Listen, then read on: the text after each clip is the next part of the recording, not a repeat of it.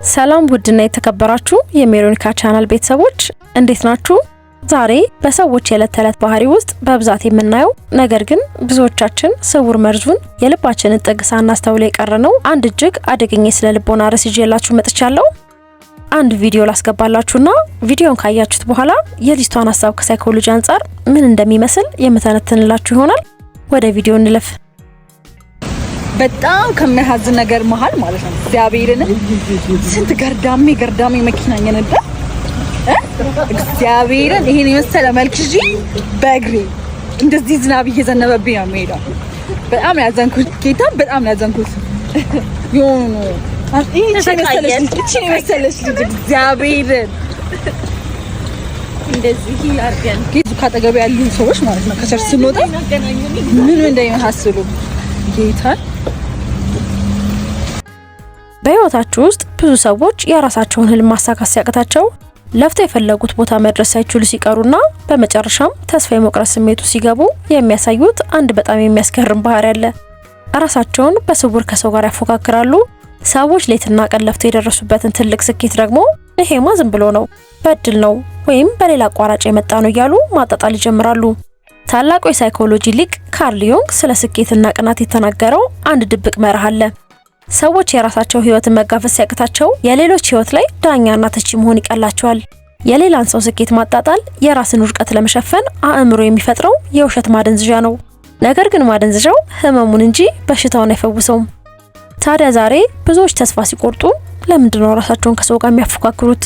የሰዎችን ስኬት ማጣጣል ከጀርባው ምን አይነት ጥልቅ የስነልቦና ስብራት እንዳለውና እናንተም በዙሪያችሁ ካሉ እንደዚህ አይነት ሰዎች ራሳችሁን እንዴት መጠበቅ እንዳለባችሁ በሰፊው እንወያያለን።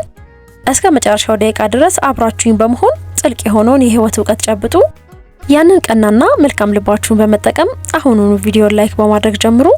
ለቻናሌ አዲስ የሆናችሁ ደግሞ ሰብስክራይብ በማድረግ የሜሮኒካ ቻናል ቋሚ ቤተሰብ ሁኑ። አሁን በቀጥታ ወደ ስውር ሳይኮሎጂ እንለፍ።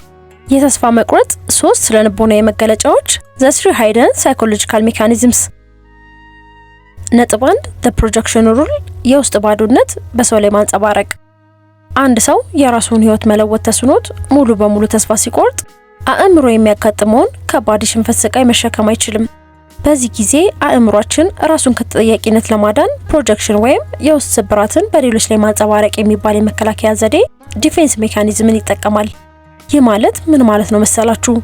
አንድ ሰው ጠንክሮ ሰርቶ ተምሮ ወይም ነግዶ ትልቅ ደረጃ ላይ ሲደርስ ይህ ተስፋ የቆረጠው ሰው የኛን ስኬት ሲመለከት የሚያየው እኛን አይደለም። ይልቁንም የኛ ስኬት በሱ ውስጥ ያለውን ስንፍና፣ ጥረት አለማድረግና ተስፋ መቁረጥ ልክ እንደ መስታወት ፍንትው አድርጎ ያሳየዋል። ያን ጊዜ ያንን የራሱን የውስጥ ውድቀት ማየት ስላልፈለገ መስታወቱን ለመስበር ይነሳል።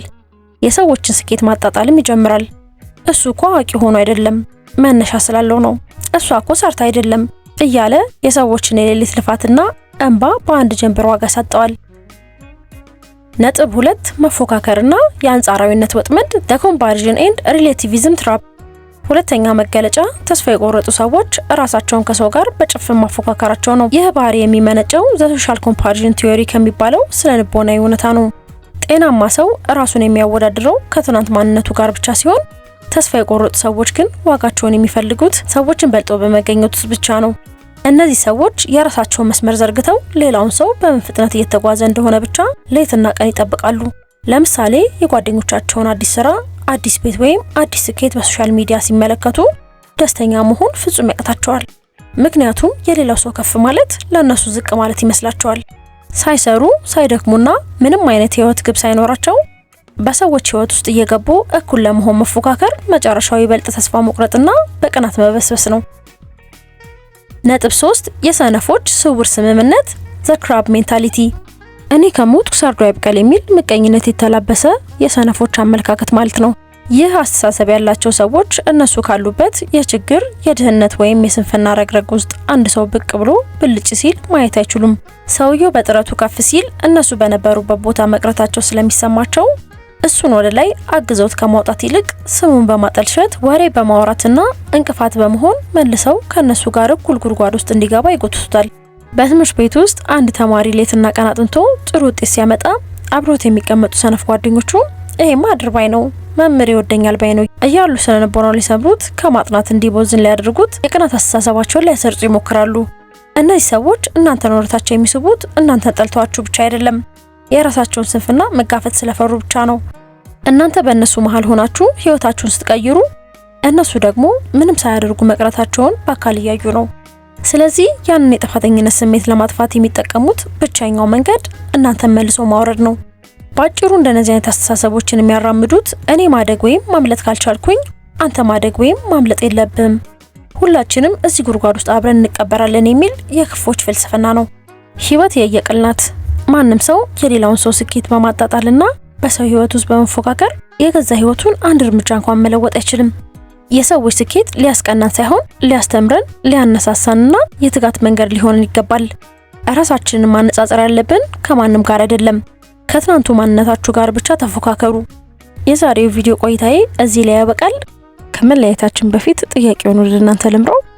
አንተ ወይም አንቺ በህይወታችሁ የደረሳችሁበት ትልቁ ልፋትና ስኬት ሰዎች በቅናት ውስጥ ወይም በተስፋ መቁረጥ ውስጥ ሆነው ያጣጣሉባችሁ አጋጣሚ አለ?